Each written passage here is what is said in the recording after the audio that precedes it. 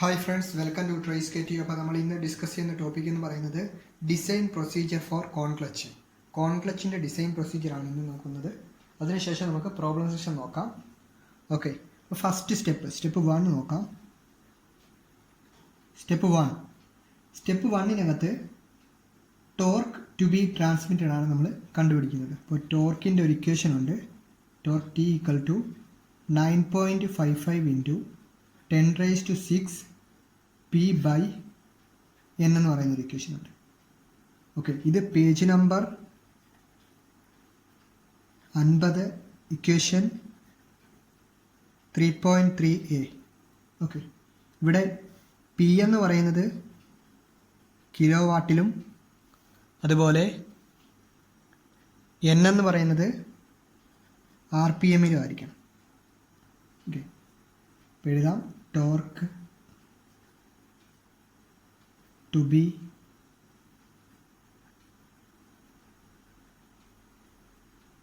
Transmitted. Okay, ഇനി next step 2 നോക്കാം. Step 2 നമ്മൾ ഷാഫ്റ്റിൻ്റെ ഡയമീറ്റർ ആണ് കണ്ടുപിടിക്കുന്നത്. Okay, to find shaft diameter. ഇതിൻ്റെ ഒരു ഇക്വേഷൻ ഉണ്ട്. ടോ = 16t / πd³ എന്ന് പറയുന്നത്. ഓക്കെ, ഇവിടെ നിന്ന് നമുക്ക് ഈ ഡി ആണ് കണ്ടുപിടിക്കുന്നത്. ഈ കിട്ടിയ ഡി വാല്യൂനെ നമ്മൾ സ്റ്റാൻഡർഡൈസ് ചെയ്യണം. അപ്പോൾ സ്റ്റാൻഡർഡൈസ് ഡി വാല്യൂ, ഇത് page number 57, table 3.5a. Okay, ഇനി അടുത്തത് സ്റ്റെപ്പ് 3 ആണ്. സ്റ്റെപ്പ് 3 നമ്മൾ കണ്ടുപിടിക്കുന്നത് മീൻ ഡയമീറ്റർ ഓഫ് ക്ലച്ച് ആണ്. നോക്കാം. Step 3 to find mean diameter of clutch. ഇതിൻ്റെ equation dm = 5d to 10d എന്ന് പറഞ്ഞൊരു റേഞ്ച് തന്നിട്ടുണ്ട്. നമുക്ക് നമ്മുടെ ഇഷ്ടാനുസരണം നമുക്ക് 5dയോ അല്ലെങ്കിൽ 10dയോ അല്ലെങ്കിൽ ഇതിനിടയ്ക്കുള്ള ഏതെങ്കിലും ഒരു വാല്യൂ നമുക്ക് എടുക്കാം. ഇത് പേജ് നമ്പർ 260, ഇക്വേഷൻ 13.10j ആണ്.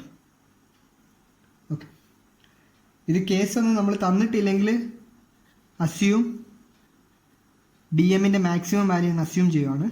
dm = 10d എന്ന് അസ്യൂം ചെയ്തു. ഓക്കെ, അടുത്തത് സ്റ്റെപ്പ് 4 ആണ്. Step 4. Okay, step 4 material selection ആണ്. Material selection. ഓക്കെ, അപ്പോൾ ഫസ്റ്റ് നമ്മൾ വെലോസിറ്റിയാണ് സെലക്ട് ചെയ്യുന്നത്.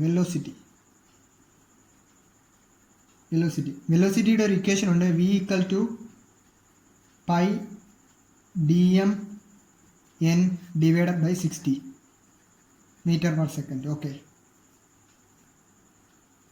ഇനി നമ്മുടെ ഡാറ്റ ബുക്കിനകത്ത് വെലോസിറ്റിയുടെ ഒരു റേഞ്ച് തന്നിട്ടുണ്ട്. നമുക്ക് കിട്ടുന്ന വെലോസിറ്റി അതുമായിട്ട് ചെക്ക് ചെയ്യണം. എങ്കിൽ മാത്രമേ നമുക്ക് കിട്ടുന്ന ഡിസൈൻ നമ്മളെ സേഫ് ആണെന്ന് പറയാൻ പറ്റത്തുള്ളൂ. അപ്പോൾ അതിൻ്റെ വെലോസിറ്റിയുടെ റേഞ്ച് പേജ് നമ്പർ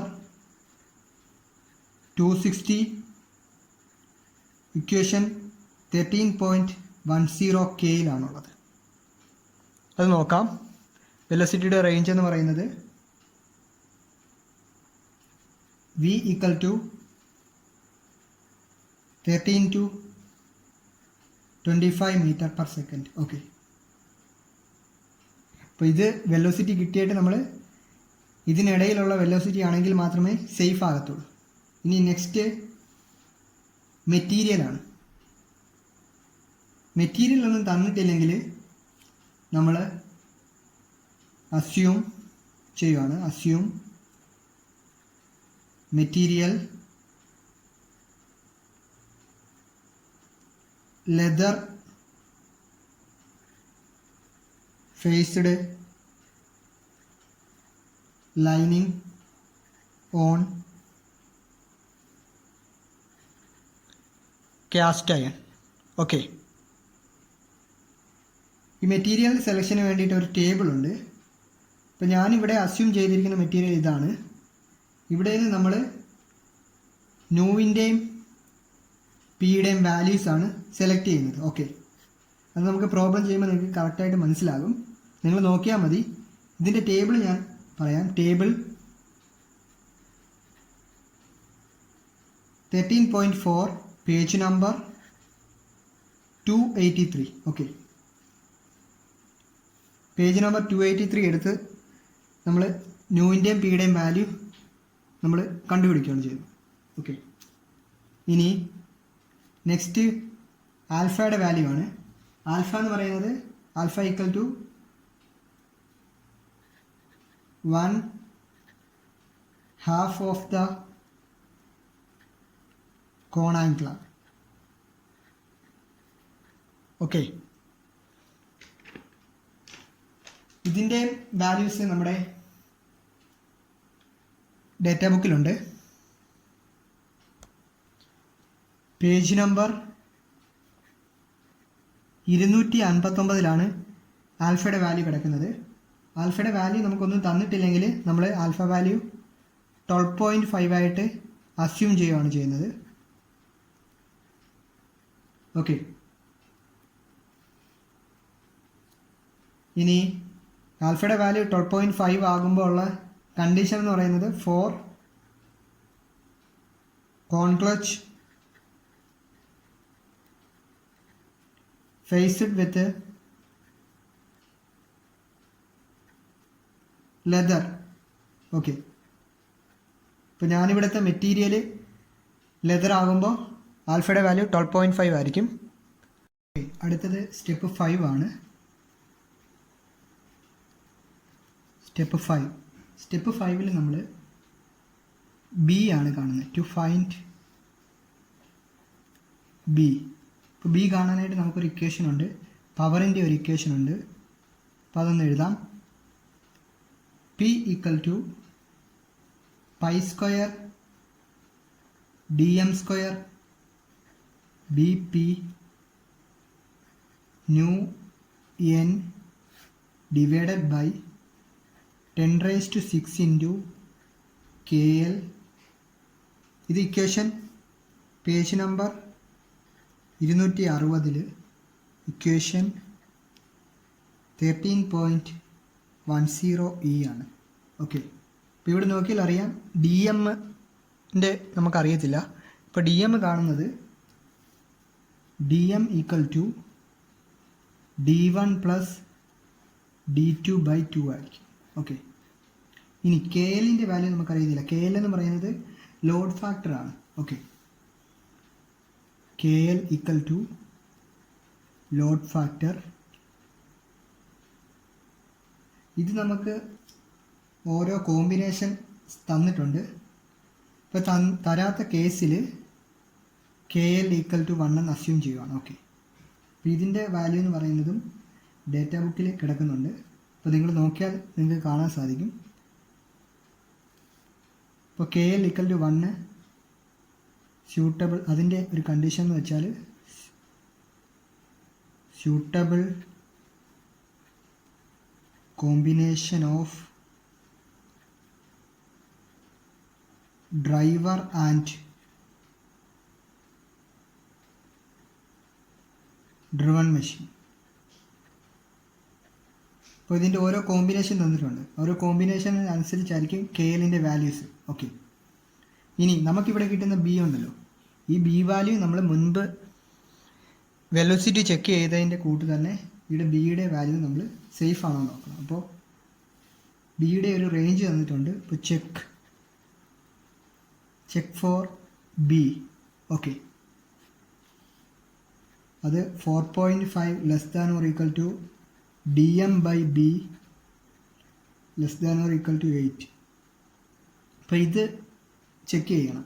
ഇതെന്ന് പറയുന്നത് page number 260 equation 13.10H.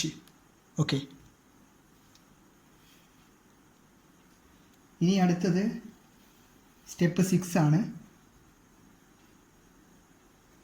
Step 6-നകത്ത് clutch diameter ആണ് നമ്മൾ കാണുന്നത്. ഓക്കെ, അപ്പോൾ അതെഴുതാം. Clutch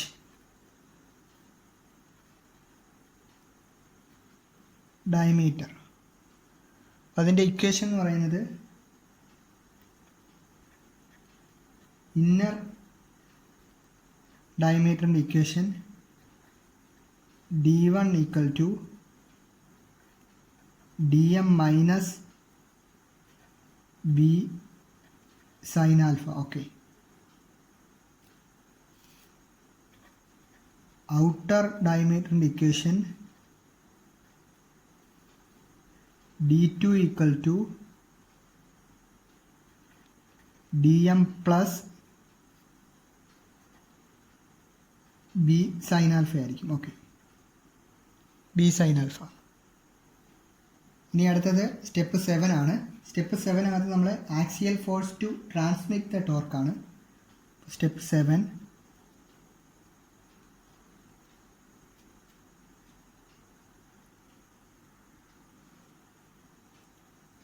axial force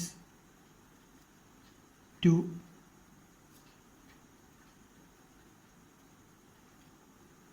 transmit the torque. അതിൻ്റെ ഇക്വേഷൻ എന്ന് പറയുന്നത് FA equal to pi dm p sign alpha ആയിരിക്കും. ഓക്കെ, ഇവിടെ ഈ പി എന്ന് പറയുന്നത് പ്രഷർ ആയിരിക്കും. ഇത് പേജ് നമ്പർ 259 ഇക്വേഷൻ 13.10 സിയിലാണുള്ളത്. ഓക്കെ, അപ്പോൾ ഈ ഇക്വേഷൻ എന്ന് പറയുന്നത് പേജ് നമ്പർ 259 ഇക്വേഷൻ 13.10b ആണ്. ഇനി അടുത്തത് സ്റ്റെപ്പ് 11 ആണ്. ഓക്കെ, സ്റ്റെപ്പ് 11 എന്ന് പറയുന്നത് axial force to engage the clutch ആണ്. Axial force to engage the clutch. Okay, ഇതിൻ്റെ ഇക്വേഷൻ എന്ന് പറയുന്നത് FA dash equal to FN into sine alpha plus mu cos alpha. Okay, equal to pi dm PB sine alpha plus mu cos alpha. Okay, ഇത് page number 260 equation 13.10Gയിലാണ് കിടക്കുന്നത്. Okay, ഇത്രയാണ് നമ്മുടെ കോൺ ക്ലച്ചിൻ്റെ design procedure എന്ന് പറയുന്നത്. Okay, ഇപ്പോൾ university എക്സാമിൻ്റെ പ്രീവിയസ് ക്വസ്റ്റ്യൻസ് നോക്കുമ്പോൾ അതിനകത്ത് കോൺ ക്ലച്ചിൻ്റെ ഡിസൈനായിട്ട് ചോദിക്കാനുള്ള സാധ്യത വളരെ കുറവാണ്. ചിലപ്പോൾ ഇനി ചോദിക്കാനും നമുക്കറിയത്തില്ല, ഇനി ഇത്തവണ ചിലപ്പോൾ ചോദിക്കാനും സാധ്യതയുണ്ട്. ഓക്കെ, അപ്പോൾ നമ്മുടെ ക്ലച്ചിൻ്റെ പ്രോബ്ലംസ് വരുന്നത്, ഇപ്പോൾ ഞാൻ കോൺ ക്ലച്ചിൻ്റെ സ്പെഷ്യൽ കേസസ് പ്രോബ്ലംസ് എങ്ങനെയൊക്കെ വരാമെന്ന് അടുത്തായിട്ട് നമുക്കൊന്ന് നോക്കാം. അപ്പോൾ നിങ്ങൾ ഈ ഡിസൈൻ പ്രൊസീജിയറും പഠിക്കുക, അതിനുശേഷം ഞാൻ പറയുന്ന സ്പെഷ്യൽ കേസസ് ആയിട്ടുള്ള പ്രോബ്ലംസും പഠിക്കുക. ഓക്കെ, ഇനി അതിൻ്റെ കാര്യങ്ങൾ നമുക്ക് നോക്കാം. അതിൻ്റെ ഇക്വേഷൻസ് എങ്ങനെയൊക്കെയാണെന്ന് നമുക്ക് നോക്കാം. ഓക്കെ, ഇനി നമ്മൾ നോക്കുന്നത് special cases, types of problems. Okay, ഇപ്പോൾ ഡിസൈൻ പ്രൊസീജിയർ നമ്മൾ പഠിച്ചു. ഇനി ഇതിനകത്തുനിന്ന് ചിലപ്പോൾ നമുക്ക് ആക്സിയൽ ഫോഴ്സ് കാണാനായിരിക്കും, ചിലപ്പോൾ ടോർക്ക് കാണാനായിരിക്കും. അങ്ങനെ തരുമ്പോഴത്തേക്ക് അങ്ങനെ ഒന്ന് നോക്കാം. ഇപ്പോൾ ഫസ്റ്റ് നമ്മൾ ഫൈൻഡ് ആക്സിയൽ ഫോഴ്സ് എന്ന് പറഞ്ഞൊരു ക്വസ്റ്റ്യൻ തന്നാൽ നമുക്കറിയാവുന്ന ടോർക്കിൻ്റെ ഒരു ഇക്വേഷൻ ഉണ്ട്. ക്ലച്ചിൻ്റെ ടോർക്കിൻ്റെ equation mu F A D M divided by 2 sine alpha. ഇതാണ് നമ്മുടെ ഇക്വേഷൻ എന്ന് പറയുന്നത്. അപ്പോൾ ഇവിടെ നിന്ന് നമുക്ക് ഫൈൻഡ് എഫ് എ കണ്ടുപിടിക്കും. ഓക്കെ, അപ്പോൾ ക്വസ്റ്റ്യന് ചിലപ്പോൾ ടോർക്ക് തരും. അപ്പോൾ അവിടെ നിന്ന് നമുക്ക് എഫ് എ കണ്ടുപിടിക്കാൻ സാധിക്കും. ഇനി ഇതിനകത്ത് ഡി എമ്മിൻ്റെ ഇക്വേഷൻസ് നമുക്ക് കാണാനായിട്ട് ഒരു ഇക്വേഷൻ ഉണ്ട്. Sine alpha equal to D M minus D one divided by B. Okay, ഇതാണ് ഇന്നർ ഡയമീറ്റർ. ഞാൻ ഡിസൈൻ പ്രൊസീജിയറിനകത്ത് inner diameter D one equal to എന്ന് പറഞ്ഞാണ് എഴുതിയിരിക്കുന്നത്. ഒറ്റ ഇക്വേഷനാണ് എഴുതിയിരിക്കുന്നത്. അപ്പോൾ ഇതിൽ നിന്ന് സോൾവ് ചെയ്താണ് ഡി വൺ കാണുന്ന ആ ഇക്വേഷന് ഞാൻ എത്തിച്ചേർന്നത്. ഇനി sine alpha equal to D two minus D M by B. ഇതെന്ന് പറയുന്നത് ഔട്ടർ കണക്ട് ചെയ്യുന്ന ഇക്വേഷനാണ്. ഇനി അടുത്തൊരു ക്വസ്റ്റ്യൻ വരുന്നതെന്ന് വെച്ചാൽ axial force to engage the clutch. Okay, axial force to engage the clutch. Okay, ഇങ്ങനെ ഒരു ക്വസ്റ്റ്യൻ വരുവാണെങ്കിൽ അതിൻ്റെ ഇക്വേഷൻ എന്ന് പറയുന്നത് F A dash equal to F N sine alpha plus mu cos alpha. Okay, ന്യൂവിൻ്റെ values ഒക്കെ എടുക്കുന്നത് design പ്രൊസീജിയറിൽ പറഞ്ഞിട്ടുണ്ട്. നിങ്ങൾ ആ പേജ് നോക്കിയതിന് ശേഷം നിങ്ങൾ വാല്യൂസ് ചൂസ് ചെയ്യുക. ചിലപ്പോൾ ക്വസ്റ്റ്യൻ തരും, തന്നില്ലെങ്കിലുള്ള കാര്യമാണ് ഞാൻ പറഞ്ഞത്. ഇനി അടുത്തത് നമുക്ക് ക്വസ്റ്റ്യൻ വരുന്നത് average pressure, maximum pressure, minimum pressure. Okay, average പ്രഷറിൻ്റെ ഇക്വേഷൻ എങ്ങനെയാണെന്ന് നോക്കാം. ആവറേജ് പ്രഷർ കാണാനുള്ളത്, ആവറേജ് പ്രഷറൊക്കെ കാണാനായിട്ട് നമ്മൾ യൂസ് ചെയ്യുന്ന ഇക്വേഷൻ എന്ന് പറയുന്നത് axial force to transmit the torque എന്ന് പറയുന്ന ഒരു ഇക്വേഷൻ ഉണ്ട്.